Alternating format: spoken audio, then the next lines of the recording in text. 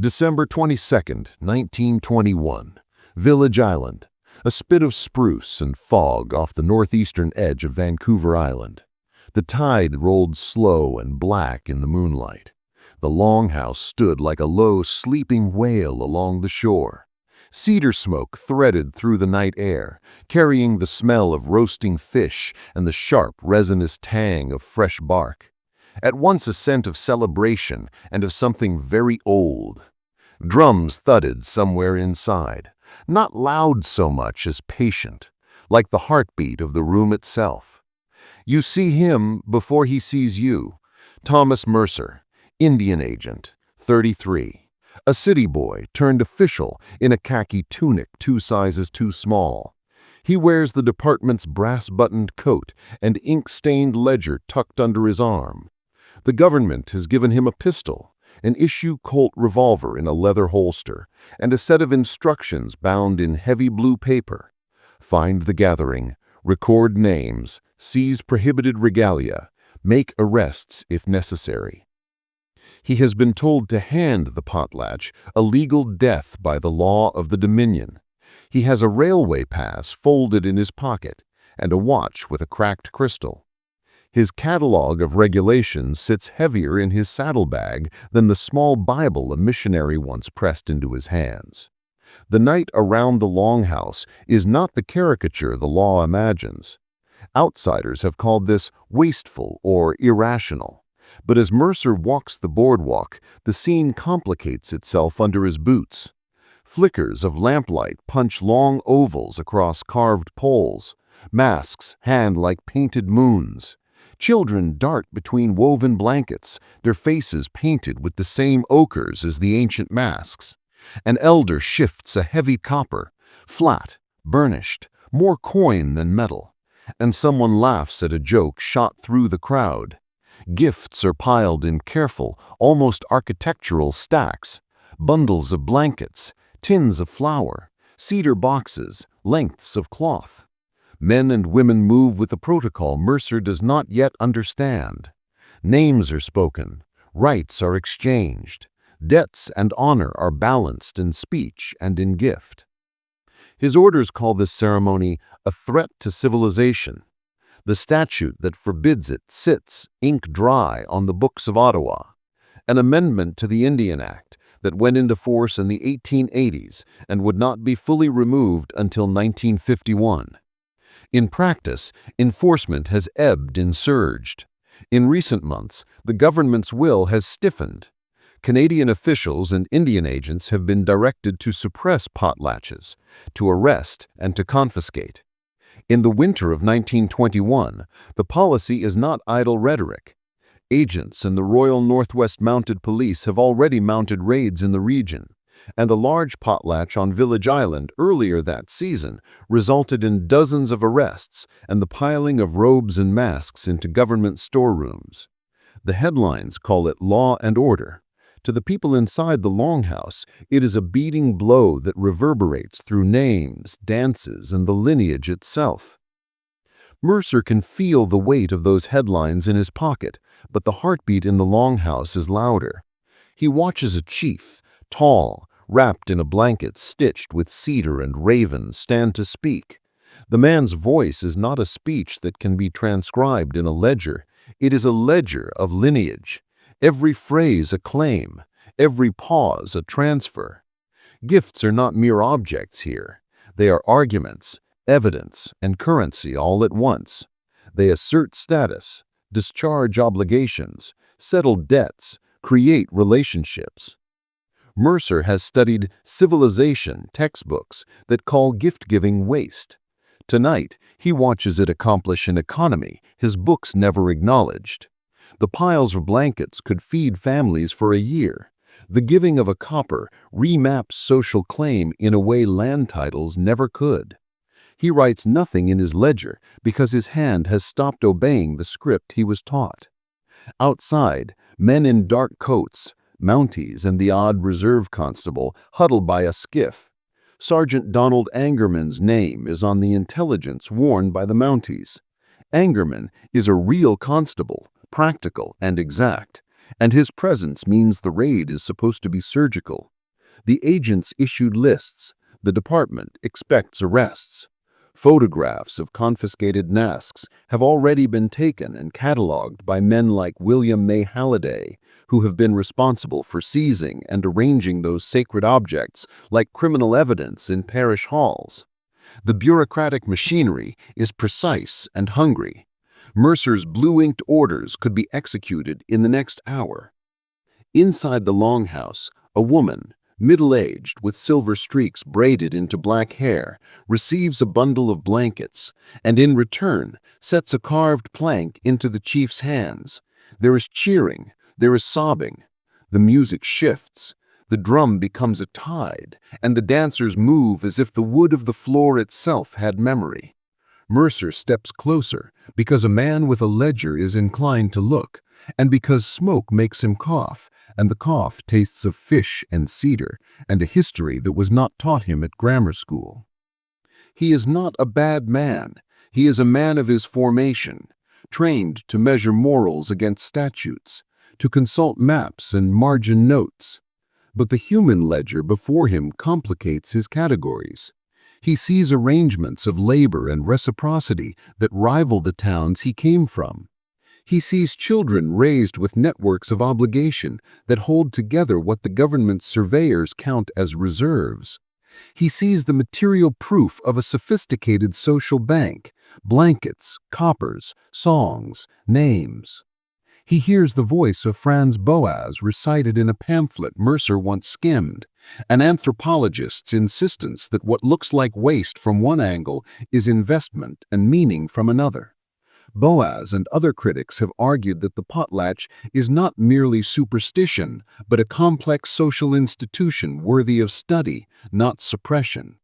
Mercer remembers the pamphlet and the words like a lint in his shoe. The drum slows. A man at the front, whose name the crowd says in cadence like a prayer, invites those present to come forward and accept gifts. Mercer's fingers close around his ledger, then unclench. The night smells of cedar, peat, and a history that will not be erased by an inked rule.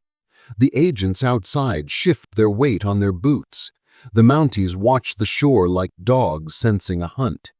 Somewhere in Mercer's chest, a new calculation begins, one that is not in his orders. He has a list of names to hand to Sergeant Angerman. He has a duty to the department. The thing that presses against his ribs is quieter, but oddly stricter. The recognition that here, in cedar and drum and copper, people are arranging their world with an economy and dignity that the law insists he should deny. He lifts his pen as if to record the moment, and then, for the first time since he took his oath, he moves his pen down the page, not to list criminals, but to note what is being given. The blanket's weave, the name spoken, the copper's notch. He writes with a different purpose now: to understand. Mercer didn't remember choosing to cross the threshold into the longhouse, only that one moment he stood outside recalling his mandate, and the next he was inside the cedar heat, blinking through smoke as if surfacing underwater. The floor thrummed beneath his boots. Cedar planks creaked with the synchronized rise and fall of dozens of feet. A line of dancers had formed, masked and gliding in an undulating rhythm that mimicked the sea lions of the coast.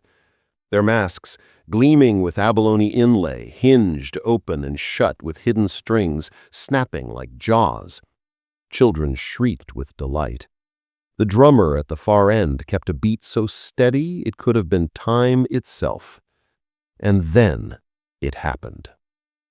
A hand brushed Mercer's arm, lightly, politely even. He turned to see the elder woman he had noticed earlier, the one whose hair held threads of silver like frost and kelp. She wore no mask, no ceremonial robe, just a woven shawl crossed neatly over her shoulders. "You watch with empty hands," she said, her English precise but accented with Kwakwala tones. "Better to watch with something to hold."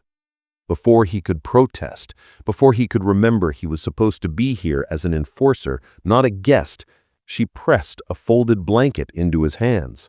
Thick, cedar bark and mountain goat wool blended in complex twill patterns, warm as a living thing. You don't refuse a gift in a potlatch. Even he, colonially trained, knew that much from his briefing materials. A gift received is an acknowledgement of relationship, a debt willingly taken on. Mercer stood frozen, blanket in hand. His pen dangled at his side like a useless instrument. Across the room, one of the chiefs, a towering figure with a raven crest emblazoned across his chest, called something out in Kwakwala. The room laughed, heads turned. They were looking at him. The chief repeated the phrase louder, pointing at Mercer with a grin. A young boy beside him translated, half shouting through laughter. He says, if the government man will take gifts, he must give a dance. A dance. Mercer's pulse knife-kicked into his throat. He, a representative of the crown, son of British stock, product of boarding school and bureaucratic pedigree, dance? But resistance would be spectacle, humiliation. Worse, offense. Sergeant Angerman's men were still outside. If they stormed in now, into this moment, Mercer would be the one holding a blanket like a thief caught mid-act. So he did the only thing he could. He stepped forward. Slowly, mechanically, like a man walking into his own trial. The dancers parted, laughing encouragement. Someone handed him a mask, an orca carved in black and red, with teeth sharp as gull wings. He held it to his face. Its inside smelled of cedar oil and sweat and time. A drumbeat shifted, slower now, expectant. Mercer closed his eyes. One step, then another. He moved clumsily at first, out of rhythm, but the drum persisted, waiting for him, welcoming him. Soon he found the cadence, not elegance, but participation. He was not mocked. He was not scorned. He was absorbed. The crowd roared approval. Outside, Sergeant Angerman took a step toward the longhouse door, but instead of merging inside, he froze, because through the smoky lamplight he could clearly see the silhouette of a government-appointed agent, one Thomas Mercer, wearing a forbidden mask and dancing in direct violation of Dominion law. An Angerman, consummate officer, sworn to enforce the act, had no idea what the hell he was supposed to do next. Sergeant Donald Angerman stood just beyond the firelight, one gloved hand resting on the butt of his Enfield revolver, the other tightening around the folded arrest orders he'd been issued back in Alert Bay. His breath misted in the cold, and behind him, his constables shifted uneasily. 3 locals conscripted into service, and one fresh-faced Royal Northwest Mounted Police officer barely past his 20th year. They could hear the drumming clearly now, and laughter, and, God help them, a cheer that rattled across the cedar walls like a cannon report. Angerman leaned forward, squinting into the smoke-laced interior of the longhouse through the slight opening between planks. For a moment he thought his eyes had deceived him. But no, there he was. Agent Thomas Mercer, government representative, holder of Crown authority. Dancing. Worse, grinning. His khaki coat hung awkwardly off one shoulder, his tie loosened. His boots stomped slightly behind the rhythm, but he was trying. Children clapped along. An elder pounded a drum so hard the skin flexed like a heartbeat. Angerman's stomach lurched with something he didn't recognize at first. Offense? Alarm? Or envy? That simple and unspoken feeling of a man who has enforced law his whole life, but never once been invited into joy. The young Mountie behind him whispered, "Sir, do we move in?" Angerman didn't respond. He could see the confiscation manifest in his mind, the neat tables, the laid-out masks, the headlines, Indians ceremony crushed, agents restore order. He had participated in such seizures before, ceremonial coppers stacked like firewood, robes bundled into crates, tears ignored. It was the job, the law. But tonight the law had been complicated by something the statute books never accounted for: participation. If Mercer, his superior officer, was not merely tolerating the illegal ceremony but actively partaking, any raid tonight would expose a division within the very system meant to impose order. Any arrest made tonight would implicate not just indigenous dancers, but the Crown's own man. If he moved now, he wouldn't just be storming a potlatch, he'd be storming his own rank structure. Inside, Mercer nearly tripped over a drum. The crowd howled with laughter. Someone thrust a carved rattle into his hand. He shook it wildly, almost losing grip. Angerman muttered, "Bloody idiot." But there was no venom in it. He stepped back from the crack in the wall, turned to his men. "We wait." The constables exchanged glances. One of them, an older quack-quack-quack-quack fisherman wearing the badge of an auxiliary officer, tilted his head. "Until when?" Angerman exhaled slowly, the words forming in his throat like stones he had to spit out. "Until I understand what the hell is happening in there." Inside the longhouse, Mercer felt his pulse synchronize with the drum. Not perfectly, but enough that for the first time in his adult life, he was not stepping to orders, but to invitation. At the edge of the circle, the silver-haired woman watched him with quiet satisfaction. She leaned toward a younger woman beside her and said something in Quaquala that made them both laugh. Mercer nearly stumbled to a halt, wiping sweat from his brow. The mask was heavy in his hand now, not oppressive, but significant. He looked at the shapes of faces around him, some amused, some curious, some proud. He spoke without thinking. "My name is Thomas Mercer, and I was sent here to stop this," he said aloud, voice carrying in the sudden hush. Silence. He swallowed. "But I cannot." A murmur rippled through the crowd. Mercer lifted the blanket he had been given, holding it over both arms like an offering. "I will return this," his voice cracked, "but only if I am unworthy to keep it." The raven-crested chief stared at him for a long moment. Then he smiled, spoke a single word. The boy from before translated loudly. "He says, 'Keep dancing.'" The drums resumed, harder, faster, and Mercer, ledger forgotten, revolver untouched, raised the rattle and obeyed. By the time the drums slowed and the final song tapered into silence, the night outside had thickened with frost. The longhouse glowed like a furnace in the darkness, smoke ribboning lazily from the smoke hole above. Bodies steamed, breath came heavy. Even the youngest children, once wide-eyed and jittering with excitement, now leaned against elders or fell asleep on folded wool. Mercer stood near the back wall, mask now tucked under one arm like a relic.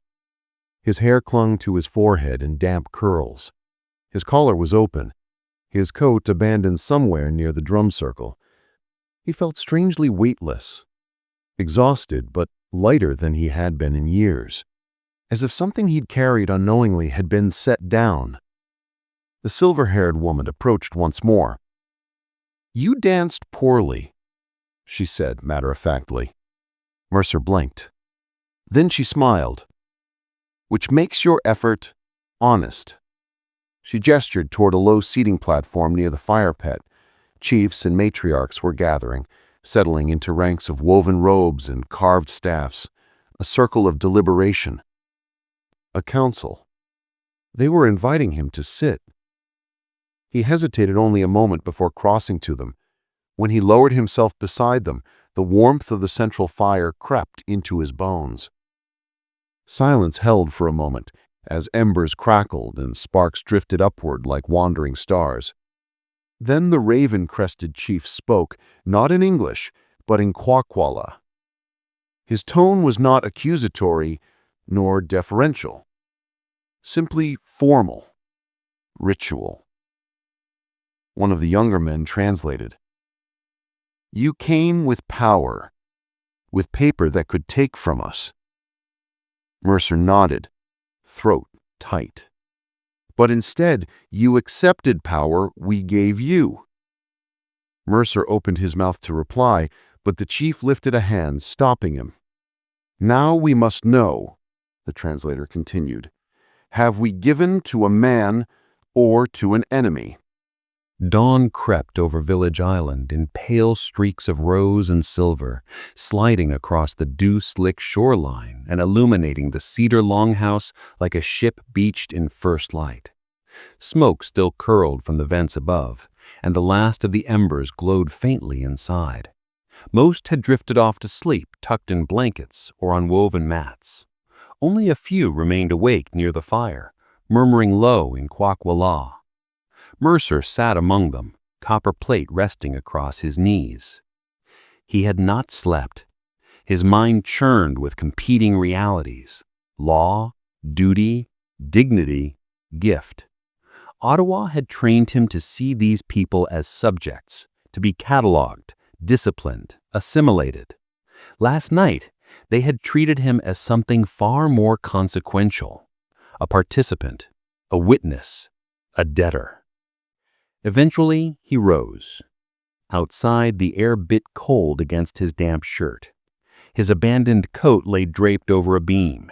He shook off the frost and shrugged back into it. The copper still hung in his hand like a question. The shore was quiet, but not empty. Sergeant Angerman stood near the waterline, hands clasped behind his back. His revolver was holstered, his hat tucked under one arm. His men were nowhere in sight. Mercer approached slowly. Neither man spoke for a long moment. At last, Angerman nodded toward the copper. "So, they made you one of theirs." Mercer stared at him, unsure whether it was accusation or admiration. "What will you tell them?" Mercer asked. "In Alert Bay, in Victoria, in Ottawa?" Angerman's jaw tensed. "It depends," he said carefully, "on what you intend to write in that report of yours." Mercer looked down at the copper. "I don't think I can write what they expect." Angerman snorted. "You realize they'll revoke your post?" Mercer shrugged. "Maybe." "They might prosecute you," Angerman pressed. Mercer considered that. "Maybe," he said again. Angerman studied him a long moment. Then, unexpectedly, his shoulders softened. "Good," he said gruffly. "I'm tired of lying for them." Mercer blinked. Angerman reached into his coat and pulled out a folded sheet of parchment, the arrest orders from the Department of Indian Affairs. He held them up between two fingers. "Last night," the sergeant said, "I realized something." He held the page over the lantern. The paper caught flame. Mercer watched silently as the corner blackened, curled, and turned to drifting ash. "They'll send new orders," Angerman said. "Then we'll burn those too," Mercer replied. The sergeant cracked the faintest ghost of a smile. "You'll need allies," he warned. Mercer nodded once. "Then stand with me." Angerman didn't answer with words. He simply reached out and tapped the copper plate with one gloved finger, a gesture of acknowledgement, a pledge. 3 weeks later, Mercer stood in the office of Superintendent William May Holliday in Alert Bay. Holliday, a stern man with a neatly trimmed mustache and the cold eyes of one long accustomed to seizing sacred things and calling it policy, sat rigid behind his desk. "I sent you to suppress a potlatch," Holliday said flatly, "and instead you participated in it." Mercer met his gaze without blinking. "Yes." "Are you aware that under Section 140 of the Indian Act, you have committed an offense punishable by dismissal, fine, or imprisonment?" Mercer lifted the copper, which he had wrapped carefully in cloth. "I am aware." Holliday's eyes flicked to it, briefly. sharply, then back to Mercer. "And what," he asked with venom barely restrained, "do you suggest I put in the report?" Mercer held the copper tighter. "That I witnessed a system of governance, a functioning economy, a social contract older and stronger than anything we have given them." Holliday's jaw tightened. He leaned forward. "Are you submitting a resignation, Agent Mercer?" Mercer paused. Then, "No." Holliday blinked. "I am submitting a recommendation." Holliday's brow furrowed. "And what recommendation is that?" Mercer placed the copper gently on the superintendent's desk. "That we stop stealing what we clearly do not understand." Holliday stared at it, at him. There was a long, icy silence. "You are finished in this office," Holliday said at last. "Then I will go elsewhere and I will speak." Holliday's nostrils flared, but he said no more. Mercer turned, walked out, copper under his arm once more. He did not know yet where that path would lead, only that he was walking it no longer as an enforcer, but as a carrier, a debtor, a witness. Spring arrived slowly across the coastal inlets of British Columbia. Gray mists loosened their grip on the water. Spruce branches flushed bright with new needles. Salmonberry blossoms burst like fireworks in the underbrush. The world exhaled. So did Mercer. He departed Alert Bay with no official title, no salary, no government post. Word traveled quickly along the telegraph wires. Agent removed from duty, political misconduct suspected. His belongings were packed into a canvas satchel. His Colt revolver, once government-issued, now sat unused at the bottom. The copper plate rode atop everything else, wrapped in cloth like a child swaddled against cold. He traveled east first, to mission towns, to churches, to railway platforms where bureaucrats gathered like crows around tin cups of tea. He spoke not as a rebel, but as a reporter, calm, measured, relentless. He described what he had seen not in mystical terms, but in economic ones. A potlatch is not waste, it is wealth in motion. A dance is not diversion, it is documentation. A copper is not superstition, it is contract. Some scoffed, some jeered, some threatened to have him removed again, this time from more than employment. But others listened. Anthropologists, already eager to challenge the government's suppression of what they considered a sophisticated social system, circulated his testimony. Churchmen, some stern, some sympathetic, debated it in newsletters. Even a few parliamentarians quietly requested correspondence.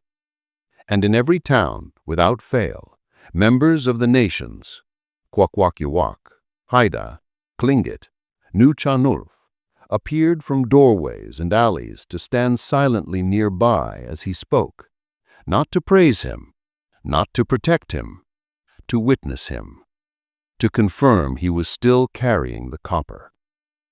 One evening, months after he had left Village Island, Mercer arrived in Vancouver to speak at a small gathering arranged by a university lecturer. He stood at the front of a modest hall, wooden chairs half filled, lamplight flickering against the back wall. He spoke of law and ceremony, of duty transformed into responsibility, of seeing, not from above, but among. When he finished, there was silence, then a single clap, then another, then laughter, soft, knowing. Standing at the back of the room was Sergeant Angerman, still in his RNMP coat, still upright as a rifle. He approached slowly, boots echoing across the floor. "Still dancing, Mercer?" I lifted the copper slightly. "Still burning orders?"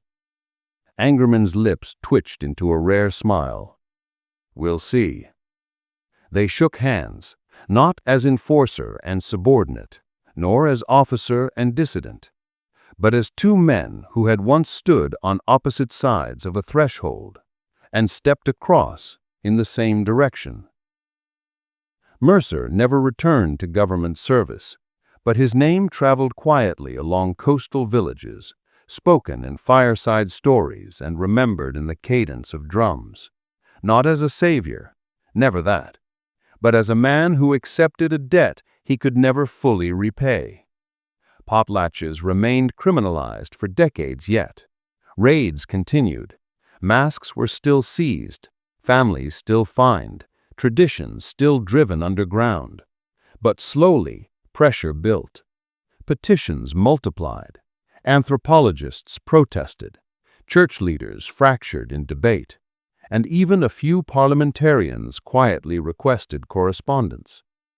In 1951, the anti-potlatch clause was finally removed from the Indian Act.